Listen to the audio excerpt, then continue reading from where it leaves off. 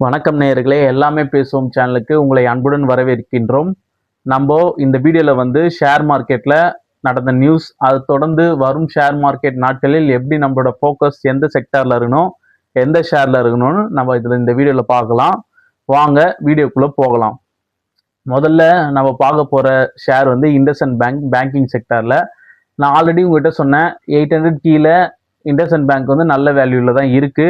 ஏன்னா அது பொட்டென்ஷியலும் 1 இயர்ல பார்த்தீங்கன்னா நல்லா தான் இருக்கும்னு சொல்லப்படுது. அது இல்லாமல் அது வந்து ஆல்மோஸ்ட் ஒரு 40% கிட்ட கரெக்டான ஒரு நல்ல பேங்க்கு. அது இல்லாமல் அந்த கரெக்ஷனுக்கான ரீசனும் ஆல்ரெடி ஓவரு. ஸோ அது கண்டிப்பாக ரிசல்ட் வந்தோன்னா ஒரு மூமெண்டம் கொடுக்கும்னு சொன்னேன். ஆனால் இப்போ ரிசல்ட்டே வரல, அதுக்குள்ளே மூமெண்டம் ஸ்டார்ட் பண்ணிடுச்சு. மேபி அது ரிசல்ட்டுக்கு அப்புறம் இன்னும் பொட்டன்ஷியலாக அப்போ வந்து நினைக்கிறேன். ஆல்ரெடி 750 கீழே யார் யாரெல்லாம் கன்சிடர் பண்ணீங்களோ இப்போ ரீசெண்ட் டேஸில் ரொம்ப நல்லது. ஏன்னா நான் சொல்லும் போது அது கரெக்டாக 730 கிட்ட சம்திங் இருந்தது. இப்போ 800 கிட்ட இருக்குது. மேக்ஸிமம் என்னோட போர்ட்ஃபோலியோல அது நல்ல லாபத்தில் தான் இருக்குது. ஏன்னா நான் ஒரு தடவை 600 கீழே கன்சிடர் பண்ணி அதை கன்சிடர் பண்ணி சேல் பண்ணிட்டேன். திருப்பி இப்போ பை பண்ணி இப்போ எனக்கு பொட்டன்ஷியலாக ப்ராஃபிட்டில் தான் இருக்குது. ஸோ மேக்ஸிமம் கன்சிடர் பண்ணியிருப்பீங்கன்னு நினைக்கிறேன். சவுத் இந்தியன் பேங்க்கை ஆல்ரெடி சொன்னேன், அது வந்து 33ல இருக்கும் போது சொன்னேன், 29ல இருக்கும் போதும் சொல்லியிருக்கேன். ஸோ இப்போ வந்து அது 39ல இருக்குது. இன்னும் ரிசல்ட் வரல. ஸோ அதோட ரிசல்ட்ஸ் எல்லாம் பேங்கிங் ரிசல்ட்ஸ் வந்து ஹெச்டிஎஃப்சி பேங்கை தொடர்ந்து வர பேங்கோட ரிசல்ட்ஸ் நல்லா இருக்குன்றனால அதை கன்சிடர் பண்ணுற ரேஞ்சு இல்லாமல் அதோட பேங்கிங்கோட அப்சைடும் நல்லா இருக்குது. ஸோ அது 50க்கு மூவ் ஆன்ற சான்சஸ் ஹைலி பாசிபிலிட்டியாக இருக்குது. ஆனால் நான் ஆல்ரெடி சொன்னேன், நம்ம கன்சிடர் பண்ணுறதுக்கு நிறைய ஸ்டாக்ஸ் இருக்குது. அதுக்காக நம்ம போயிட்டு ஏறின பேங்கை தெரியுங்கன்னா கண்டிப்பாக கை சுடும். அதனால் பார்த்து கன்சிடர் பண்ணுங்க. நெக்ஸ்ட்டு நம்ம பார்க்க நம்மளோட ஹெச்டிஎஃப்சி பேங்க்கு 1000 டச் ஆயிடுச்சு. 2000 இந்த ஸ்டாக்கு ஸ்பிளிட் அப்பில் 1000 கீழே வந்திருக்குது. ஸோ அது வந்து கன்சிடர் பண்ணலான்னா கண்டிப்பாக ப்ரைவேட்டில் ஒன் ஆஃப் த குட் பேங்க்கு. நீங்கள் ஹெச்டிஎஃப்சியை கன்சிடர் பண்ணுறதா இருந்தால் 1, 2ன்னு கன்சிடர் பண்ணலாம். பட் என்னோட பாயிண்ட் ஆஃப் வியூவில் நான் ஹெச்டிஎஃப்சி கன்சிடர் பண்ண மாட்டேன். ஏன்னா அதோட வேல்யூவும் வந்து சரி அதிகமாக இருக்குது. அது இல்லாமல் வந்து இன்னொன்று ஒரு மெயின் பிரச்சனை என்னென்னா, நம்ம வந்து நல்ல ஸ்டாக்கை பேட் டைமில் போய் சப்போர்ட் பண்ணுறது மூலமாக நம்மளுக்கு நிறைய ஏர்னிங் கிடைக்கும். அது இல்லாமல் நம்ம ஏற ஸ்டாக்கை தொட்டோம்னா கண்டிப்பாக அதில் எதனா ஒரு பிரச்சனை வெளியே வரும்போது இது கண்டிப்பாக நம்மளுக்கு பேட் டைமாக தான் இருக்கும். அது இல்லாமல் பேங்கிங் ஸ்டாக்கோட நல்ல செக்டாராக நல்ல எதிர்காலமாக தான் போயிட்டுருக்கு. ஸோ பேங்கிங் ஸ்டாக்கு இப்போத்துக்கு மேலே தான் போகுன்றது என்னோட ப்ரெடிக்ஷன். ஸோ பேங்கிங் ஸ்டாக்ல ஏற டைமில் நம்ம கை வைக்கலாம்னா கண்டிப்பாக முடியாது. ஒரு 3 மந்த்துக்கு முன்னாடி எந்த பேங்கிங் ஸ்டாக் தொட்டு இருந்தாலும் இப்போத்துக்கு நல்ல ப்ராஃபிட்டில் தான் இருக்கும். ஸோ இப்போத்துக்கு நம்ம பேங்கிங் ஸ்டாக் சைடு போகாது நல்லது. ஏன் இந்த மாதிரி ஸ்டாக்கை கன்சிடர் பண்ணாமல் நம்ம என்ன பண்ணுறது, கையில் காசு இருக்குது அப்படின்னீங்கன்னா கண்டிப்பாக ஹோல்ட் பண்ணுங்க. ஏன்னா வந்து இன்னைக்கு வந்து ஃபெட்டோட ரிசல்ட்ஸ் இருக்குது. ஃபெட் வந்து ரேட் கட் எந்த அளவுக்கு பண்ண போவாங்கன்ட்டு 0.25 மார்க்கெட் எதிர்பார்க்குது. அது தாண்டி பண்ணாங்கன்னா கண்டிப்பாக ஸ்டாக்ஸ் இன்னும் மேலே போகும். கோல்டும் வந்து இன்னும் மேலே போகிறதுக்கு சான்சஸ் இருக்குது.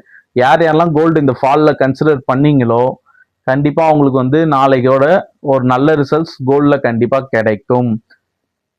ஏன் அதுக்கப்புறம் கன்சிடர் பண்ணலாமான்னு கேட்டிங்கன்னா, இதுக்கப்புறம் கோல்டு வந்து கண்டிப்பாக ரிஸ்கில் தான் இருக்குது. ஏன்னா நாளையோட மீட்டிங்கு அவங்க என்ன சொல்ல போகிறாங்கன்றது தான் வந்து இதோட பேஸ் பாயிண்டாக இருக்குது கோல்டுக்கு. ஏன்னா அதை தாண்டி கோல்டில் வந்து எந்த வித நியூஸும் இல்லாத மாதிரி தான் இருக்குது. மேபி அவங்க நாளைக்கு அதை பண்ணாலும் அவங்க பண்ணுற கடைசி ரேட் கட்டாக அது இருக்கலாம், இல்லை ஒரு ரேட் கட்டு அதை தொடர்ந்து பண்ணுவாங்கன்றதும் மார்க்கெட் எதிர்பார்க்குது டிசம்பர் மந்தில். ஸோ அவங்க இந்த ரேட் கட் பண்ணால் கண்டிப்பாக மார்க்கெட் வந்து கோல்டை கண்டிப்பாக ஏற்றும். அது இல்லாமல் அவங்க வந்து இன்னொரு ரேட் கட் இருக்குன்னு சொன்னாலும், அடிஷ்னலாக ஒரு ரேட் கட் இருக்குன்னு சொன்னாலும் இன்னும் கோல்டை ஏற்ற சான்ஸ் இருக்குது. ஆனால் இந்த வருஷத்தோட இறுதியில் கோல்டு வந்து நிலைநிறுத்தப்படும். அதுக்கு மேலே கோல்டு எங்கேயும் போகிறதுக்கான சான்சஸ் ரொம்ப ரொம்ப கம்மி. யார் யாரெல்லாம் இந்த ஷார்ட் ஃபாலில் கன்சிடர் பண்ணீங்களோ ஹோல்ட் பண்ணுங்க. யாரோ சொல்கிறாங்கன்னு செல் பண்ணுறாதீங்க. கோல்டு இடிஎஃப்ல வாங்கினவங்க, மற்றபடி கோல்டை வந்து காயினாவோ நகையாவோ வாங்கினவங்க வேற சான்ஸ் இல்லை. நீங்கள் வந்து ஹோல்ட் பண்ணி தான் ஆகணும். ஸோ அதுக்கு எந்த பிரச்சனையும் இல்லை. ஆனால் கண்டிப்பாக வந்து கோல்டோட ரைஸ் அபோவில் தான் இருக்கும். அதை யாராலையும் இப்போதைக்கு கண்ட்ரோல் பண்ண முடியாது. இவங்க எல்லாமே வந்து சைனா யூஎஸ் மீட்டிங்கை பொறுத்து அது வந்து சுமூகமாக போகும்னு எதிர்பார்க்குறாங்க. கண்டிப்பாக இந்த மீட்டிங் வந்து என்னதான் சுமூகமாக போனாலும் டொனால்ட் ட்ரம்ப் இருக்கிற வரைக்கும் மார்க்கெட்டில் கரெக்ஷன்றது இருந்துகிட்டே தான் இருக்கும். ஏன்னா அவர் வந்து கரெக்ஷன்றது வந்து நல்ல மார்க்கெட்டில் இருக்கும்போது நடத்துறதுல ரொம்ப வல்லவராக இருக்காரு. ஸோ ஆல்ரெடி பல டைம் பார்த்துட்டோம். ஸோ வந்து வாங்க ஸ்டாக்ஸ் உள்ள போகலாம். நெக்ஸ்ட் வந்து நம்ம இப்போ கன்சிடர் ரேஞ்சில் இருக்க ஸ்டாக்ஸ் நான் சொல்கிறேன். கன்சிடர் ரேஞ்சில் ஆல்ரெடி நான் சொன்னது தான், சன் டிவி இருக்குது. அது இன்னும் கரெக்ஷன் ஆகுமானா ரிசல்ட்டுக்கு அப்புறம் கரெக்ஷன் ஆகும் தான் என்னோட எக்ஸ்பெக்டேஷனு. ஸோ கரெக்ஷன் ஆனோன்னா இன்னும் கொஞ்சம் கரெக்ஷன், இந்த ரிசல்ட்டில் கரெக்ஷன்னா கண்டிப்பாக கன்சிடர் பண்ணுங்க. இதோட ரேட் வந்து இப்போ 570 சம்திங்கில் இருக்குது. ஸோ என்னோட இது என்னன்னா இப்போதைக்கு இதை தொடாத இருக்குது கொஞ்சம் நல்லது. மேபி ரிசல்ட் வந்து பேடாக வரும் தான் என்னோட ப்ரிடிக்ஷனு. பட் 600 கீழே இந்த ஸ்டாக்கை கன்சிடர் பண்ணலாம்னா எப்போ வேணா கன்சிடர் பண்ணலாம் 600 கீழே. அப்புறம் பார்த்தீங்கன்னா எஸ்சிபிசின்னு ஒரு ஸ்டாக்கு, இது வந்து பென்னி ஸ்டாக்ஸ் தான். நான் ரொம்ப நாளாக வாட்ச் பண்ணிருக்கிறேன். இது ஒரு கன்ஸ்ட்ரக்ஷன் ரிலேட்டட் ஸ்டாக்ஸு. நீங்கள் எப்பவுமே வந்து 100 ரூபாய் வந்து ஷேர் மார்க்கெட்டில் இன்வெஸ்ட் பண்ண போறீங்கன்னா கண்டிப்பாக ஒரு 5 ரூபா ஒரு 10 ரூபாவது பென்னி ஸ்டாக்ஸில் இன்வெஸ்ட் பண்ணி தான் ஆகணும். இது மார்க்கெட்லேருந்து விதிவிலக்கு இல்லை. ஏன்னா வந்து எல்லா பென்னி ஸ்டாக்ஸும் மோசமான ஸ்டாக்ஸும் இல்லை, அது நல்ல ஸ்டாக்ஸ்னு சொல்ல முடியாது. நீங்கள் 10 ரூபா இன்வெஸ்ட் பண்ணுற மூலமா நீங்கள் அதை மேலும் இன்வெஸ்ட் பண்ணி அதை கட்டுக்குள்ளே வச்சுக்கலாம். அது இல்லாமல் வந்து அதை வந்து நீங்கள் வந்து பெரிய ஸ்டாக் ஆகும்போது உங்களுக்கு பெனிஃபிட்டும் நல்லா கிடைக்கும். ஸோ அதை நீங்கள் கன்சிடர் பண்ணலாம். நெக்ஸ்ட் நம்ம வந்து போகிற ஸ்டாக் வந்து நிஃப்டி ஃபார்மா. நிஃப்டி ஃபார்மால நம்ம இப்போ எல்லா ஸ்டாக்குமே நல்லா பெர்ஃபார்ம் பண்ணி தான் இருக்கு.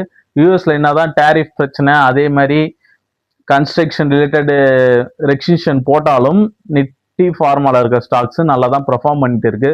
அதில் டாக்டர் ரெட்டியும் நாட்கோவும் தான் நம்மளோட மெயின் ஃபோக்கஸ்டு. அதுதான் இப்போ கன்சிடர் பண்ணுற ரேஞ்சிலையும் இருக்குது. பட் என்ன இருந்தாலும் டாக்டர் ரெட்டி 1250 இருக்குது. ஸோ இப்போதைக்கு அதை கன்சிடர் பண்ணலாமான்னா கண்டிப்பாக பண்ண முடியாது. என்னோட பாயிண்ட் ஆஃப் வியூவில் 1200 கீழே வரும். பொறுமை தான் முக்கியம். பொறுமை காத்தா ஸ்டாக்ஸு நல்ல பெனிஃபிட் நம்மளுக்கு கிடைக்கும். அது ஏறிடும், பரவாயில்ல 50 ரூபா 40 ரூபா கம்மியாக தான் இருக்குது, நம்ம இப்போ கன்சிடர் பண்ணோம்னா 1-2 கன்சிடர் பண்ணும்போது பிரச்சனை இல்லை. ஆனால் இதுவே ஒரு 10 ஸ்டாக்காக கன்சிடர் பண்ணும்போது அது 200 ஆகும். இன்னும் ஒரு 10 ரூபா அது குறைஞ்சாலும் உங்களுக்கு பெரிய அளவு நஷ்டம் இருக்கும். ஸோ அதை வந்து பார்த்து கன்சிடர் பண்ணுங்க. ஆனால் நாட்கோ ஃபார்மா கன்சிடர் பண்ணுற ரேஞ்சில் தான் இருக்கு. அதோட ரிசல்ட்ஸ் எப்படி இருந்தாலும் இப்போ பேடாக இருந்தாலும் அதை ஏற்றுவாங்க, குட்டாக இருந்தாலும் அதை ஏற்ற வாய்ப்பு அதிகமாக இருக்கு. ஆனால் அதில் வந்து ப்ரமோட்டர் வந்து ஒரு பர்டிகுலர் ஷேரை வந்து சேல் பண்ணியிருக்காங்க. So highly watchable.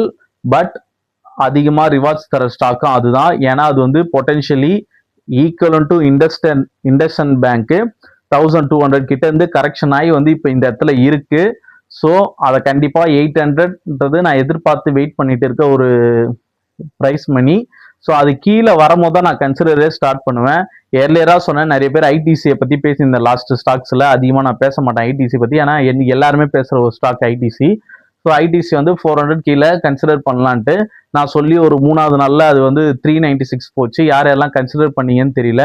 பட் இனியோட அதோட ரேட் வந்து 425 கிட்ட ட்ரேட் ஆகிட்டு இருக்கு. மேபி ரிசல்ட் வந்து எல்லா எஃப்எம்சிஜி ஸ்டாக்ஸும் நல்லபடியாக வந்துட்டு இருக்கு. எதுவுமே குறையும் எதுவுமே வைக்காம இன்னைக்கு வந்து வருண் பிரிவரேஜும் நல்ல ஒரு பொட்டென்ஷியல் அப்பு தான் கொடுத்துருக்கு. ஸோ மேபி ஐடிசி ரிசல்ட்டும் நல்லா வரும் தான் எதிர்பார்க்குறாங்க. அது வந்ததுனாலும் அது கண்டிப்பாக ஏற்றப்படும். ஏற்றனாலும் அதில் ஒரு பிரச்சனை இருக்கு. அந்த பிரச்சனை வரும்போது அது கண்டிப்பாக அது திருப்பி 400 டச் ஆகும். ஒரு ஸ்டாக்ஸ்ன்றது அதோட ஆக்சுவல் வேலையில் கன்சிடர் பண்ணும் போது தான் நம்மளுக்கு லாபம் கிடைக்கும். நான் அது இல்லாமல் அதை போயிட்டு நம்ம ஐ வேல்யூலையும் தொட்டோம்னா இன்கேஸ் இப்போ ரிசல்ட் பேடாக இருந்ததுன்னா அதை வந்து கண்டிப்பாக கீழே போயிடும். ஸோ நம்மளுக்கு அதில் ஒரு நஷ்டம் வரும். நான் ஐடிசியை கன்சிடர் பண்ணா 400 கீழே தான் கன்சிடர் பண்ணுவேன். என்னைக்கு இருந்தாலும் அது வரும். இல்லைனா அதுல இருந்து லிஸ்ட் ஆகிற ஸ்டாக்ஸாவது நம்ம கன்சிடர் பண்ணிக்கலாம். ஐடிசி ஓட்டலும் 200 கிட்ட வரும்போது நம்ம கன்சிடர் பண்ணலாம். இதுதான் இனியோட மார்க்கெட்டு.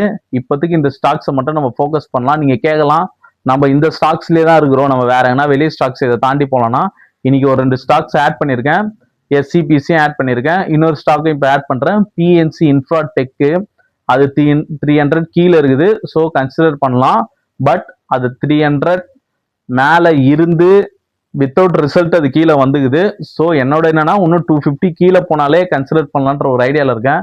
நான் ஆல்ரெடி சொன்ன மாதிரி தான், எவ்வளோ வெயிட் பண்ணி குறைச்சி வாங்குறோமோ அதுதான் நம்மளுக்கு நல்லது. என்னால் விலையும் சொல்ல முடியாது இந்த வீடியோவில். ஸோ நீங்கள் இப்போ கன்சிடர் பண்ணணும்னா நீங்கள் எதெல்லாம் கம்மியான ரேட்டில் நான் சொன்னதில் இருக்கோ அதை கன்சிடர் பண்ணுங்க. எதெல்லாம் நான் சொன்ன வேல்யூல உங்களுக்கு ஆல்ரெடி சொல்லியிருப்பேன். ஒரு சில ஸ்டாக்ஸ் எல்லாம் வந்து நம்ம கன்சிடர் பண்ண ஸ்டாக்ஸு இப்போ கொஞ்சம் மேலே இருக்குது. ஆனாலும் அதை நீங்கள் இப்போ நல்ல ஸ்டாக்ஸ்ன்னு சொல்லி நீங்கள் தொட்டாலும் அது உங்களுக்கு பெருசாக ரிட்டர்ன் தருமானா அது ஒரு ரிஸ்க் அண்ட் ரிவார்ட்ஸ் தான். பட் கீழே இருக்கும்போது ஸ்டாக்ஸை வந்து நம்ம வாங்கியிருக்கணும்.